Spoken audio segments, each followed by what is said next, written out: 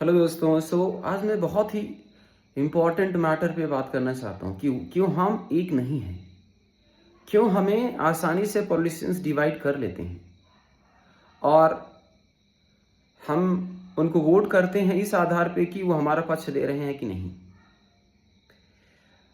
हम not only religion, केवल religion में ही नहीं, रिलीजन में भी, कास्ट में भी डिवाइडेड हैं।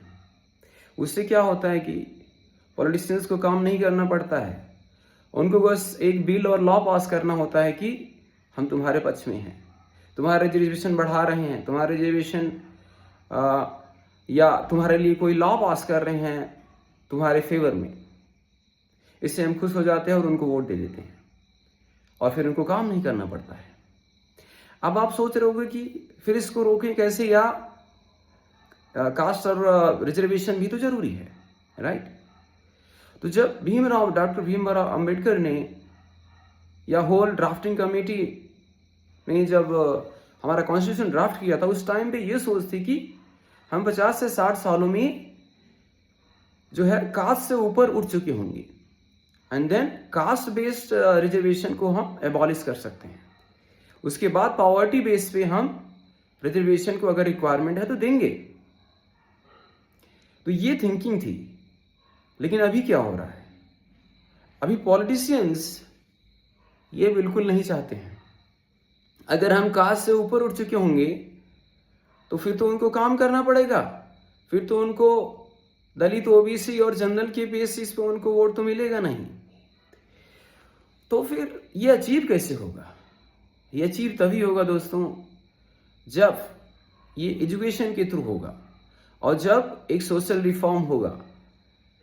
एजुकेशन में भी जब हम ये मानेंगे कि हर एक व्यक्ति को समानता का अधिकार है और किसी कास्ट से, किसी क्रीड से हम बड़े नहीं हो जाते हैं, ये जब सोच आएगी, ये सोच केवल पॉसिबल है केवल एजुकेशन से नहीं, मोरालिटी एजुकेशन से, मोरल एजुकेशन से पॉसिबल है। और वो एजुकेशन देती कौन है? अगेन गवर्नमेंट ही देती है। तो ये पॉसिबल फिर कैसे होगा? इसीलिए मैं कह रहा हूँ सोशल रिफॉर्म लाना पड़ेगा।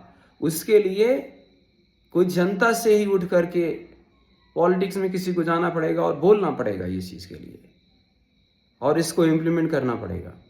अगर ये हम अचीव कर लेते हैं फिर पॉलिटिशियंस बाउंड हो जाएंगे काम पे वोट मांगने के लिए, फिर हमको डिवाइड नहीं कर पाएंगे।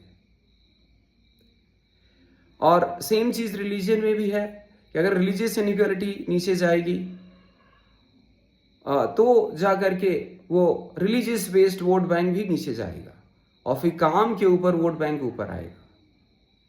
तो इस तरीके से हम religion and cast based reservation system को डाउन कर सकेंगे और एक प्रोग्रेसिव और प्रोग्रेस नेशन और डेवलप नेशन की ओर आगे बढ़ सकेंगे।